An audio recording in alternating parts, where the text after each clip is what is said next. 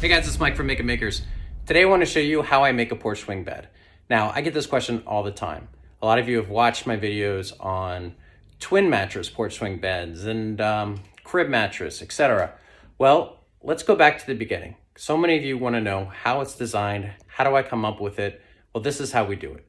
We're going to go into SketchUp real quick, rock out the dimensions, come up with the design we're going for, and then we'll execute. All right, so this is part one of a several part series where we're going to go through from start to finish on how to make, how to design, how to make, how to hang, and then how to decorate your own porch swing bed.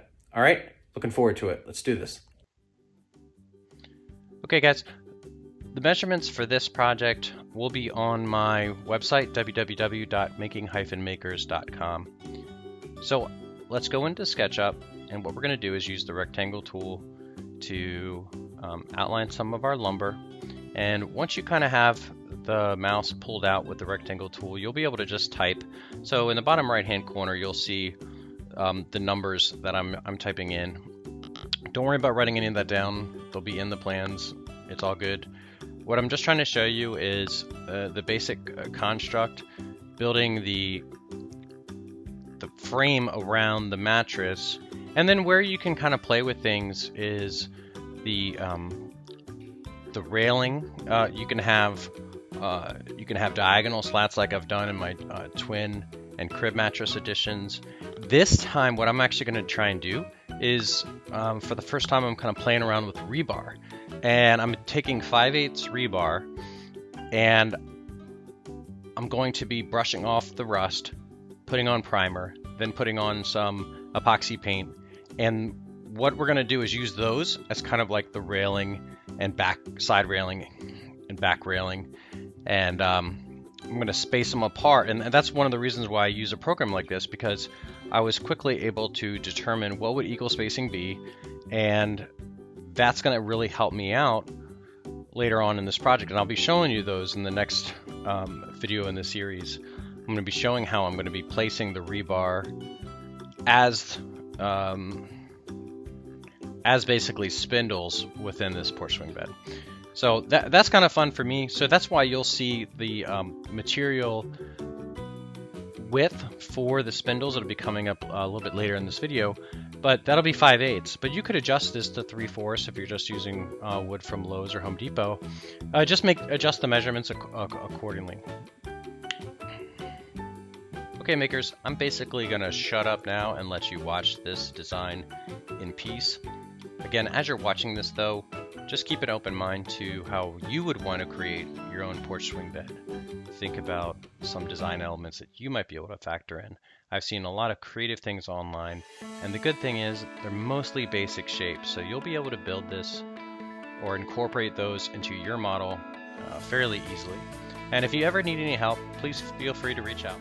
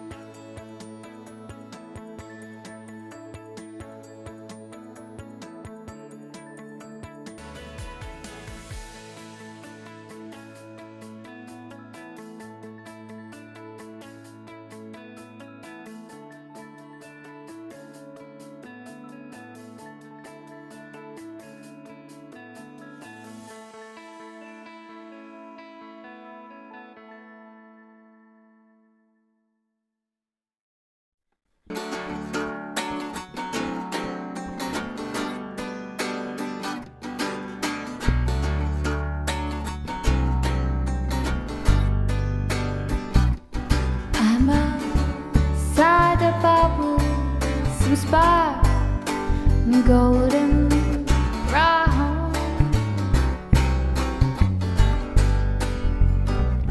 When I rise, you smile. When I smile, you curve.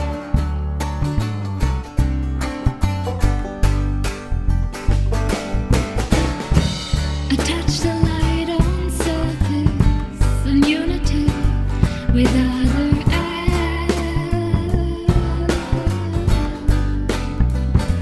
But don't you worry, I'll come back again as a buzz, buzz, buzz in your head. I'm a side bubble. I feel so gold inside.